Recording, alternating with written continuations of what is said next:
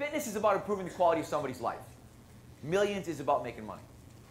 I don't believe they are mutually exclusive, but I think you've got to realize if you have chosen fitness, then you've chosen the idea that you can help improve the quality of somebody's life. If you wanted millions, I would have to tell you, you might want to get out of here now and like go to a stockbroker's meeting or something like that, because this was not your best choice.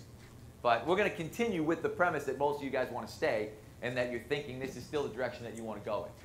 This is actually really cool. I don't know if you've ever seen this, but Bill Gates actually did a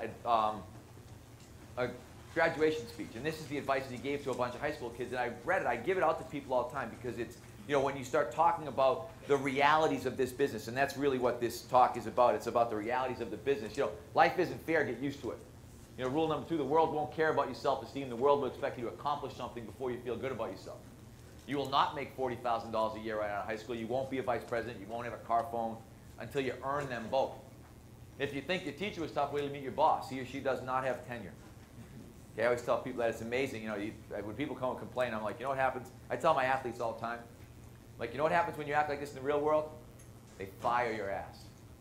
Okay, you're done. Your career is over. You don't have to run extra laps. So the real world is much more difficult than sports. Flipping burgers is not, and this, remember, it was intended for kids, is not beneath your dignity. Your grandparents, and we'll talk about what was beneath your dignity later on. Your grandparents had a different view of flipping. They called it opportunity. If you mess up, it's your fault, so don't whine about mistakes. Learn from them. This I love. I have kids, so before you were born, your parents weren't as boring as they are now. They got that way from paying your bills, cleaning your clothes, and listening to you talk about how cool you are. So before you save the rainforest from the parasites of your parents' generation, try delousing the closet in your own room. Schools may have done away with winners and losers, but life has not. This is very important. No. In some schools, they've abolished failing grades, and they give you as many times as you need to get the right answer. This does not bear the slightest resemblance to anything in real life. Okay? And this is the problem, particularly if you're dealing with employees. The kids that you're going to hire have no clue. None.